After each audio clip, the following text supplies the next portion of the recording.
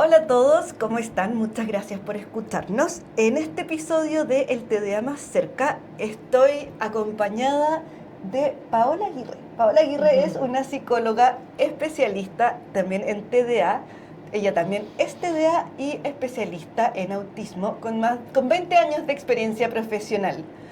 Pau, muchas gracias por estar acá, muchas gracias por acompañarnos a conversar en este episodio que es como estar entrevistando un espejo porque somos dos psicólogas TDA hablando de TDA y de adultos con TDA. Así que muchas gracias, bienvenida. Gracias, Ale. Pau, para partir, ¿por qué no nos cuentas un poco cómo ha sido tu trayectoria de atender pacientes con TDA? ¿Cómo fue que llegaste a este nicho, por decirlo así, o pacientes TDA? Se me dio profesionalmente de manera como muy natural, a partir de la inquietud de muchos pacientes como patrones y de consulta respecto a experiencias de frustración. Se repetía como un historial anímico, historiales clínicos. Empecé a tener la curiosidad por formarme en neurodivergencia. Se me dio de manera muy natural y como se presentó el tipo de paciente que se acercaba a mí con mi interés profesional de estudiar y especializarme en neurodivergencia, que comencé en autismo y a partir del autismo el TDAH. ¿Y cómo llegaste a tu propio diagnóstico de TDAH? De la misma manera, como también se fue dando todo muy sincrónico, de manera muy natural, bueno, yo recibí el diagnóstico de TDAH hace unos años atrás, en la vida adulta, tenía 41 años, ahora tengo 44. A partir de la atención de pacientes, empezar a verme muy identificada y muy reflejada en las vivencias y también en lo que iba estudiando, en lo que me iba formando. Es como miraba y decía, esta soy yo en muchas cosas. Y consulté ahí con una seca psiquiatra que es Constanza Román, una psiquiatra chilena, y ella me evaluó y ella fue quien me identificó el diagnóstico. ¿Y cambio en algo, crees tú, como tu propia visión al habitar estos dos espacios de ser psicóloga de pacientes TDA y ser psicóloga TDA? Ha sido, sí, es una experiencia muy desafiante y muy enriquecedora a la vez, porque puedo ir trabajando desde lo profesional, desde lo técnico, desde lo teórico, pero también desde la vivencia, separada obviamente la vivencia de cada uno, pero entendiendo en profundidad como la vivencia interna. Entonces eso también ha sido súper enriquecedor, como la conexión y la empatía que se genera en los procesos de terapia, es un entendimiento desde un lugar distinto, que integra la teoría, lo profesional, pero como que también va más allá. Claro, lo que tú dices eso de la empatía, de poder realmente conectar con las dificultades del consultante, me imagino. Sí, de poder entenderlo desde otro lugar. Sí. Súper. Y cuéntanos cuando te empiezan a ti a llegar pacientes TDA, ¿cuál es el motivo de consulta que traen? ¿Cómo es que llegan a ti? ¿Qué los motiva a consultar? Mira, principalmente, no todos llegan con la claridad de un diagnóstico, no todos llegan con el diagnóstico, algunos lo sospechan, pero lo que se repite siempre es como esa experiencia de frustración, de, entre comillas, fracasos laborales, académicos, de también la desregulación emocional, como temas, desafíos ahí en las relaciones. Las personas llegan principalmente con esa manifestación: frustración, desregulación emocional, desafíos en la interacción social como en las relaciones. Esos son como el patrón. ¿Tienen como algún gatillante? Por ejemplo, a mí en general los consultantes llegan por que están con problemas laborales, que les cuesta rendir en el trabajo actual o se sienten un poco superados. ¿Tú ves algún patrón también que se repita en tu consulta? Sí. Del motivo que los lleva así el gatillante, ya cuando dicen, oye, vengo arrastrando un problema hace unos años, pero ahora ya no puedo más, tengo que ir a consultar. Sí, el desgaste como de la sobreexigencia, ya como a nivel académico o laboral, como de estar muchos años de forzando, de sentir que hay que o rendir más o dar más de uno en una relación o en el trabajo o en los estudios. Y hay ciertos momentos de la vida, en la etapa adulta, que hay más demandas también, se genera como este colapso, como esto ya no puedo más, y empiezan aparecer muchos problemas de salud mental asociados a eso, como insomnio o alteraciones del sueño de distinto tipo, pero complicadas, Ansiedad, depresión. angustia, ánimo depresivo, sí. ¿Y qué pasa una vez que reciben el diagnóstico del TDA? ¿Cómo es la sensación? ¿Hay un alivio, hay un duelo, hay una mezcla de las dos cosas? ¿Qué has visto tú que sucede cuando sobre todo las personas que no llegan o que han sido diagnosticadas hace muy poco en la adultez? ¿Qué pasa con ellos cuando reciben ese diagnóstico?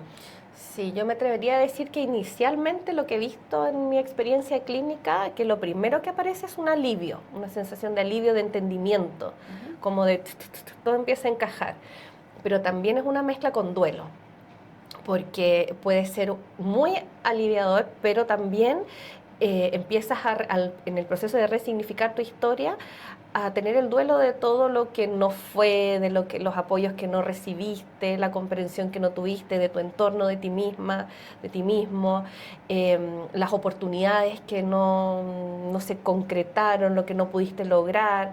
Entonces también viene un duelo a partir de ese entendimiento. ¿Y te pasa que hay adultos más resistentes a recibir el diagnóstico porque a lo mejor tienen estigmatizado lo que puede ser o tienen una idea de que, oye, no, si esto no, los TDA son otros, yo no puedo ser así, si yo no tengo esas características? ¿Te ha tocado encontrarte con esa resistencia de repente o llegan un poco más dispuestos a aceptar ese diagnóstico en tu caso? Sabes que cada vez menos, creo que, no sé, me atrevería a decir, por lo menos en mi experiencia, que años atrás quizás había más resistencia, como una percepción del TDAH como una enfermedad, como algo negativo, pero hoy en día hay una comprensión mayor de lo que es y de que se puede trabajar, de que se puede manejar, de que puedes lograr tu bienestar personal. Entonces no veo tanta resistencia hoy en día en las personas con su diagnóstico. Qué bueno saber que ha habido una evolución desde el estigma que antes era TDA, que era sinónimo de un niñito problema, porque antes no se hablaba ni siquiera mucho del TDA en la adultez, sino que era solamente el TDA en la infancia y generalmente estaba asociado la mayoría de las veces a niños hombres y que generaban mucha disrupción en la sala de clase o que eran considerados como un poco niños catos, que ahora se ha cambiado por suerte esa visión y los adultos también han ido evolucionando, entonces están un poco más informados tal vez, ¿tú crees? ¿O más abiertos o hay menos estigma con el tema? Hay más información también desde los profesionales, también más formación de ver que el TDAH, quienes fueron diagnosticados en la infancia, es algo que no pasaba al crecer, ya es algo que es un funcionamiento neurobiológico que uno trae desde el momento de nacer y va teniendo a lo largo de la vida de una persona impactos distintos, variables a lo largo del tiempo, me parece importante, si no sé si lo estamos hablando, pero en esa variabilidad de las manifestaciones a lo largo de la vida, como esto de la infancia que no se pasa, sino que se transforma la manifestación o las manifestaciones, porque al crecer, al existir un cambio hormonal, del desarrollo biológico, neurobiológico, psicológico, los desafíos ya en otras etapas de la vida, como en la vida adulta, son distintas a lo que tú te referías de la infancia, que es como fue observado por primera vez el TDAH en la infancia y con esto como disruptivo. En la vida adulta a lo mejor no va a estar esa disrupción necesariamente, aunque también puede estar y está, y hay muchas personas que presentan manifestaciones como más disruptivas, por decirlo así, pero... Perdona, no, es que creo que vi un estudio también que empieza a bajar sobre todo la manifestación de la hiperactividad en la adultez, o se empieza a manifestar de otra manera no tan externa, entonces eso hace que las personas se camuflen un poco más en la adultez y no sean tan disruptivas como estabas como tú que la diciendo. parte motora tiende a disminuir. Exacto. ¿Ya? Y aparece más lo mental, como la hiperactividad mental, la hiperactividad emocional, como esto de la vivencia más del mundo interno, y además que como adultos aprendemos a camuflar, a esconder, a reprimir, a qué mostrar, a qué no, entonces vamos poniendo toda nuestra atención en esa regulación social que sabemos que es lo que no es muy permitido, y van apareciendo otro tipo de manifestaciones que en el fondo son más invisibles. También. Pero no es que no estén los desafíos, no es que no exista el desgaste, no es que no exista la identificación o el funcionamiento neurobiológico, sigue existiendo con otro impacto, con otros desafíos. Pau, y qué bueno que estás hablando un poco del mundo interno, porque cuando uno habla de TDA, generalmente uno se queda con las manifestaciones conductuales más obvias, incluso en la adultez, de que hoy procrastino, que saco la vuelta, que no entrego los trabajos, pero no se habla tanto de cómo se vive la regulación emocional o las emociones que presentan los adultos con TDA. En tu experiencia clínica, ¿cuáles son los desafíos a nivel interno que presentan las personas con TDA, las personas TDA? Lo que tú dices de la regulación emocional creo que es un aspecto que está muy presente en el TDAH adulto, muy presente y que quizás ha sido poco mirado o confundido o mirado de manera aislada, como algo afectivo solamente. Y es un componente principal o muy importante en el funcionamiento, en la neurobiología del TDAH adulto, donde esta capacidad, esta regulación de las emociones es diferente, es como más cortita. ¿Podrías como explicar un poquito cómo es la regulación o desregulación emocional en el TDA? Tiene que ver con esto de la experimentación y la forma de procesar emociones de manera más intensa, como muy rápido, como esto de pasar de 0 a 100, una mezcla de emociones y de quedar tomado por más tiempo en esas emociones. Entonces, cuando estás en ese estado, es mucho más fácil entender como la reactividad, como el comportarte, el actuar de acuerdo a lo que estás sintiendo en ese momento. Entonces, la rabia, el enojo, así como la alegría, también el entusiasmo, es como sube a 1000. Y por eso también el aspecto como también dentro de la caricatura, el TDAH, personas súper entusiastas, alegres, creativas, porque la emoción te toma, te apodera y la sientes y la disfrutas al máximo, pero así como cuando estás enojado, cuando estás triste, angustiado, decepcionado, se pasa mal también en esa intensidad. Y regular esas emociones cuesta un poquito más, hay una mayor interferencia ahí, pasamos más tiempo tomados en esas emociones. O sea, es súper importante esa distinción de que no es que tengamos emociones distintas ni emociones malas, sino es la intensidad con la que la vivimos, la emoción, y que incluso nos puede interferir en la conducta. Claro, cuando uno está tomado por una emoción muy intensamente, probablemente si uno no está tan consciente de esto, no puede reaccionar y actuar de otra manera que... Exacto, por eso es importante las estrategias y el comprender esto, porque el trabajo terapéutico no apunta a que tus emociones o tu forma de procesar las emociones o esa intensidad emocional va a desaparecer. Nada de eso ocurre, nada de eso cambia, pero la vivencia, tú cambias la relación que tienes con lo que te ocurre y de cómo lo regulas, con lo que tú acabas de decir. Si yo entiendo que comienzo a sentir intensamente, que me toma tanto tiempo estar en una emoción, cómo percibo, voy a poder regularlo de una manera más positiva para mí. Yo también creo siempre que el ya tener un poco de conciencia nos da la posibilidad de mirarnos de afuera y decir, ya sé que me está pasando esto, entonces ya sé que me tengo que dar este espacio y no necesariamente reaccionar al tiro, porque ya sé lo que pasa, versus que no entiendo lo que me está pasando y las cosas solo me pasan. En ese sentido, la psicoeducación, como dices tú, y el trabajo terapéutico muy importante para entender ese funcionamiento. Sí, y yo diría que el trabajar en esos niveles de conciencia es fundamental porque es como la llavecita, o sea, como tú dices, ya teniendo conciencia y comprensión de lo que te ocurre, ya es imposible reaccionar o estar en lo mismo, porque tienes, aunque sea unos segundos, de poder pensar, reflexionar qué otra dirección le vas a dar a lo que te estás identificando que te está ocurriendo. Exacto, súper bien. Y Pau, otro aspecto que nosotros sabemos que pasa, pero que no siempre se habla en los pacientes TDA adultos, y yo te diría que sobre todo en mi experiencia, los que han sido diagnosticados en la adultez y los que no han sido tratados hasta la adultez, que es la autoestima. ¿Cómo ves tú que se afecta la autoestima en consultantes, en pacientes con TDA? Sí, se afecta mucho porque piensa que todos estos desafíos que estamos conversando están presentes desde siempre, ya este funcionamiento distinto y va teniendo un impacto en el colegio, en la familia, en las relaciones sociales. Entonces vas creciendo como con las etiquetas que te devuelve el entorno. Si hay una forma distinta de regular la atención, y es más cortito ese sistema, vas a probablemente haber escuchado como ya, pero de nuevo estás pajareando, o de nuevo se te pierden las cosas cada rato, otra vez, de nuevo, y eso es una etiqueta, que te lo pueden haber dicho o no, de como desinteresado, irresponsable, flojo. Nunca terminas lo que empiezas, como te falta etiqueta. voluntad. Exacto, te falta fuerza de voluntad. Es verdad que uno puede ir internalizando esas creencias y tu autoestima y tu autoeficacia se ven disminuidas, o sea, mermadas por este tema. Sí.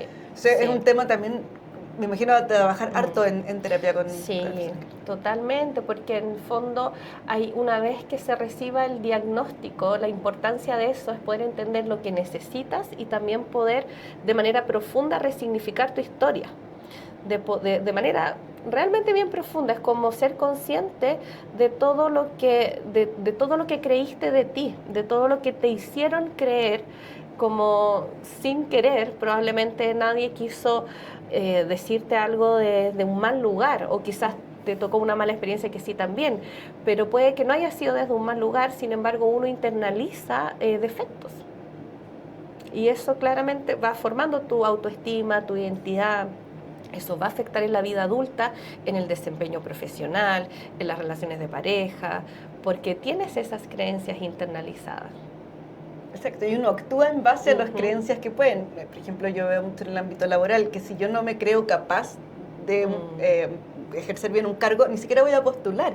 O me voy a dudar hasta de dar mi opinión en voz alta porque, no, a lo mejor como soy pajarona, no escuché bien, o mis opiniones a veces no son tan buenas, porque en realidad es un feedback que a veces viene desde la infancia, como tú dices. Sí.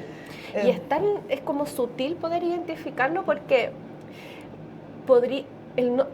suena como súper lógico lo que tú dices, yo lo entiendo mucho, pero en la vivencia quizás para ti, para mí también lo ha sido, y para otras personas TDAH, como que uno no conecta al tiro eso. Es como, son cosas bien ocultas, como bien invisibles, de, no, esto no me atrevo a hacer esto, y uno lo atribuye que quizás soy más tímida, o que no tengo quizás la capacidad, no es mi talento, pero si vamos trabajando en profundidad, podemos ir conectando a que esto tiene que ver con cómo desarrollaste tu autoestima a partir de tus propias manifestaciones y desafíos del TDAH.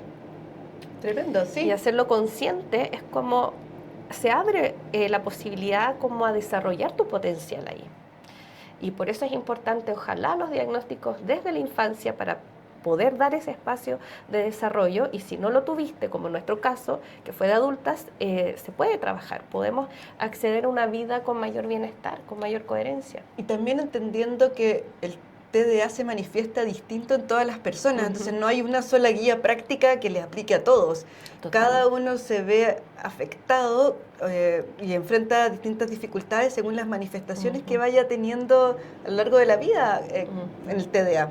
Sí. No, claro, con tu propio temperamento, con tus propias fortalezas. Yo encuentro que conocer las fortalezas propias para el trabajo, para la vida, es tremendamente importante, porque uno puede apoyarse mucho en ellas también, así como uno está muy consciente a veces de lo que le falta, de lo que no hago bien, porque viene creciendo con eso, es igual, lo más importante es saber que esto sí lo hago súper bien. Si yo me enfoco en esto, por aquí sí puedo hacerlo, sí me puede ir bien.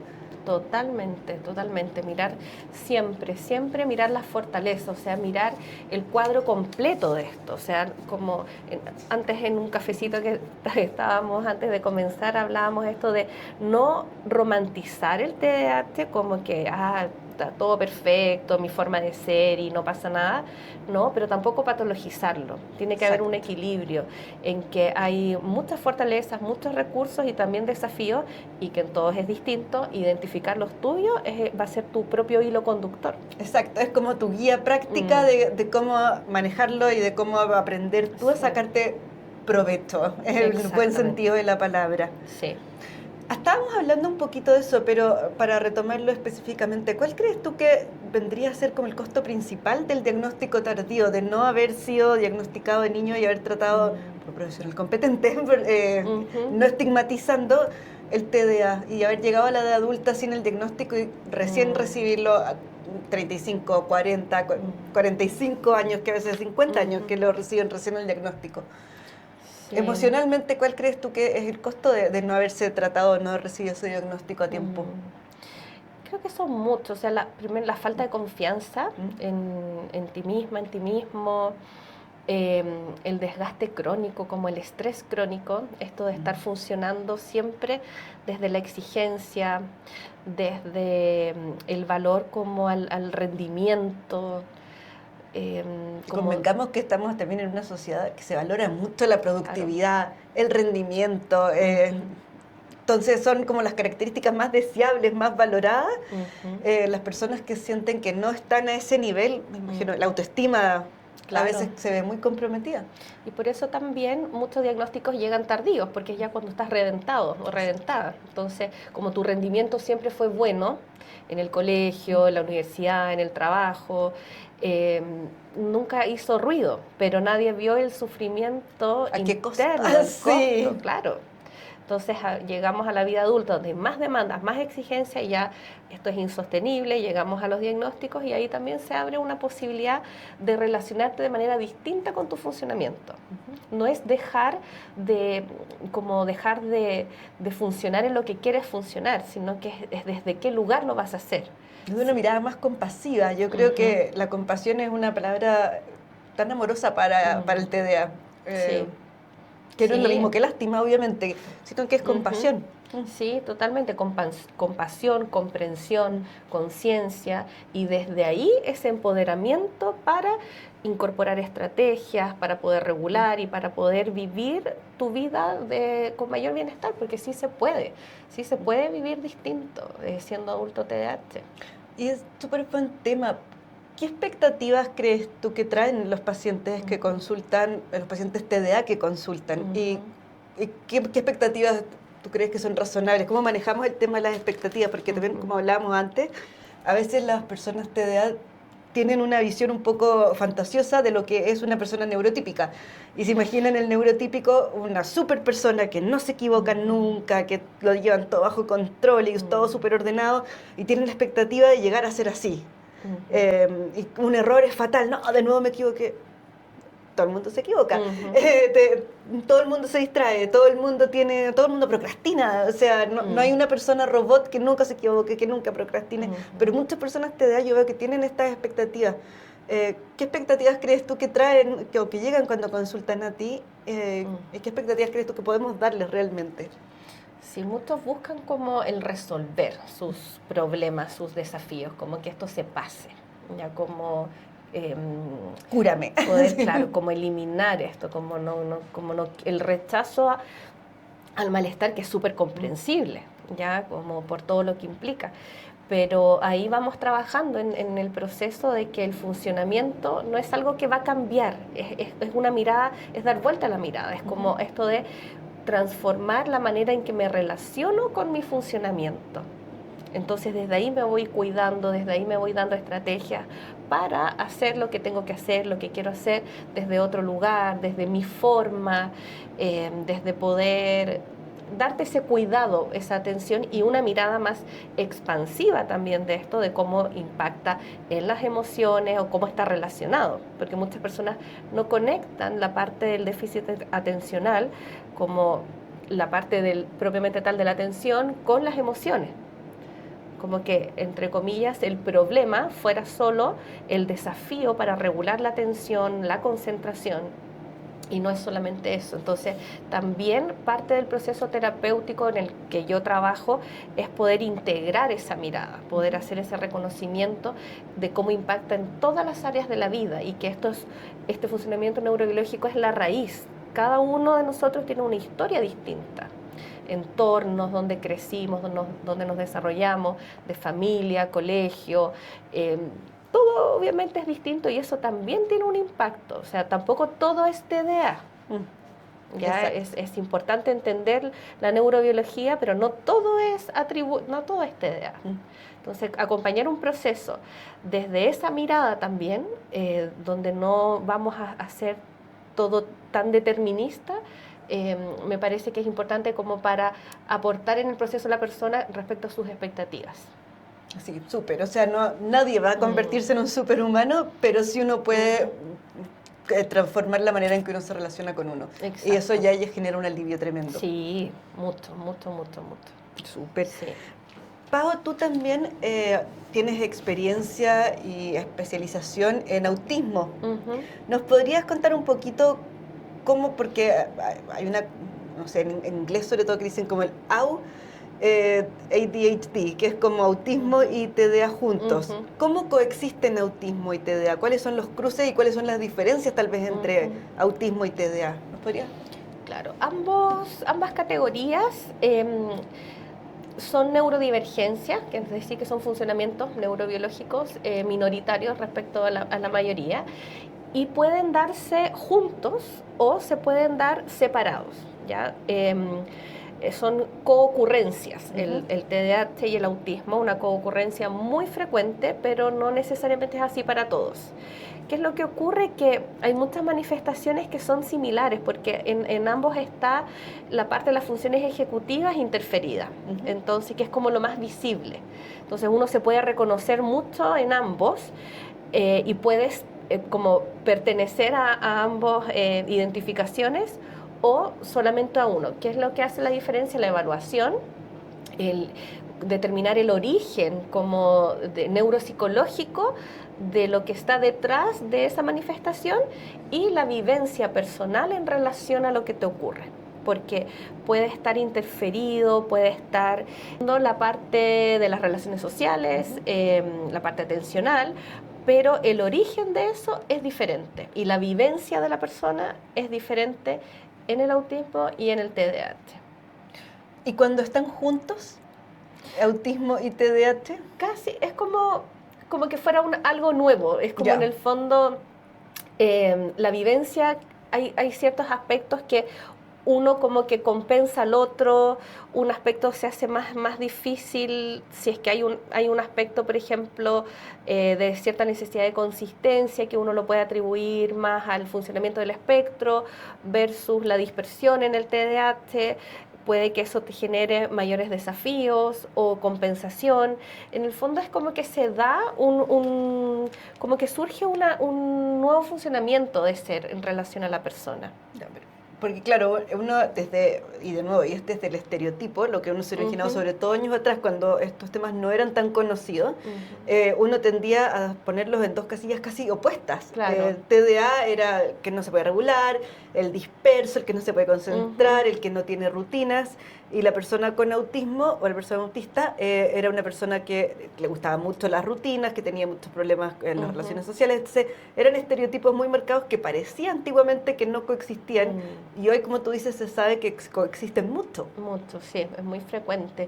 Y es un tema también complejo de abordarlo profesionalmente y de trabajarlo, y creo que requiere mucho criterio de los profesionales, de parte de nosotros, en poder trabajar, porque hay definiciones, hay investigaciones, hay teoría, hay literatura del autismo, del TDAH, pero no son las personas ahí. Entonces, podemos identificar manifestaciones, raíces, funcionamientos neuropsicológicos y todo, pero cuando llevas eso a la vida de la persona que llega a consultar, es una vida, es un mundo, es una vivencia. Entonces, desde ahí, como también, que es lo que te decía anteriormente, como integrar la historia de la persona como su propia realidad, no determinar ni limitar toda la comprensión y todo el apoyo que podamos ofrecer exclusivamente desde estas descripciones. Perfecto, súper importante eso, que uno no está solamente determinado por ninguna clasificación, por ninguna etiqueta que uno se ponga, que a veces está como el susto de poner etiquetas o de clasificar o de poner nombres, porque uno piensa, no, es que me van a etiquetar de esta sola manera. Y en realidad uno puede ponerse una etiqueta y uno es más que esa etiqueta. Claro, son funcionamientos. Hay cosas que están descritas, pero suena súper obvio, pero a veces se nos olvida. Somos personas, somos vivencias, somos mucho más. Entonces es importante considerarlo. Pau, hay otro tema importante que se está hablando con más énfasis ahora último, y que de nosotras mismas somos un ejemplo de eso, que son las mujeres con TDA, las mujeres TDA que han sido diagnosticadas tarde, porque se diagnosticaban mucho menos en la infancia. ¿Te ha pasado que has visto que llegan mujeres con este diagnóstico reciente, que no lo habían vivido antes? ¿Notas diferencias entre hombres TDA y mujeres TDA en tu consulta? Las diferencias quizás están más dadas por la mirada, ya por el sesgo de género en relación a lo que se espera de cómo se comporta una niña, un niño. Entonces llama más la atención ciertas cosas en niñas que en niños, y desde ahí vamos construyendo, y se han ido construyendo también los diagnósticos. Por eso la observación, cuando se acuña y se identifica el diagnóstico del TDAH, fue primero una observación en niños. Entonces, hay sesgos de género, pero no es que las manifestaciones sean distintas, sino que es la mirada que tenemos. Y eso también socialmente ha impactado en que hay expectativas que tenemos internalizadas de cómo debemos comportarnos. Entonces lo que se ve que mucho más en las niñas y en mujeres está este camuflaje, está esta como hiperresponsabilidad, hiperperfeccionismo, como esta sobreexigencia. Entonces pasa desapercibido muchas manifestaciones porque te has estado exigiendo más, sobre todo si hay buenos perfiles cognitivos, es como que claro, se puede, entonces hay más agotamiento. Y en los hombres no es que sea diferente las manifestaciones, sino que es la vivencia y la internalización a partir de los sesgos de género.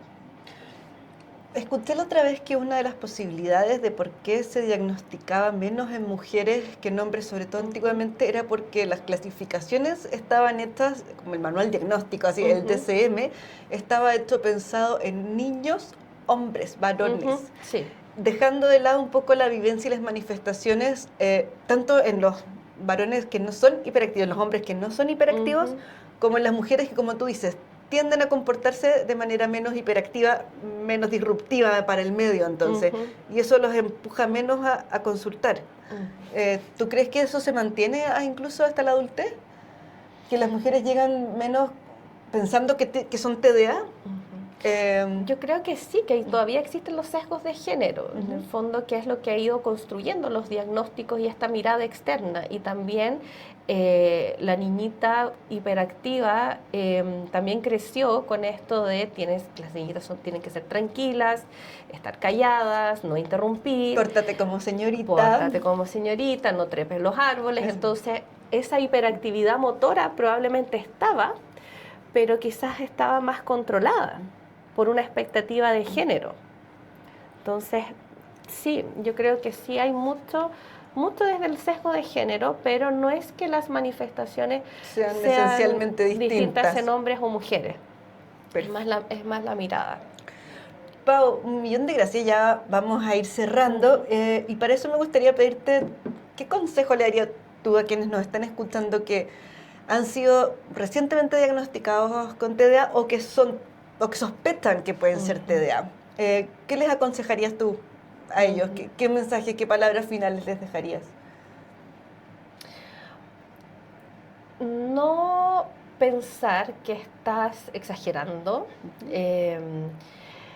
buscar apoyo, buscar entendimiento y aceptar que eso no es una limitación, que en el fondo es una oportunidad para expandir tu potencial, para lograr un mayor bienestar personal.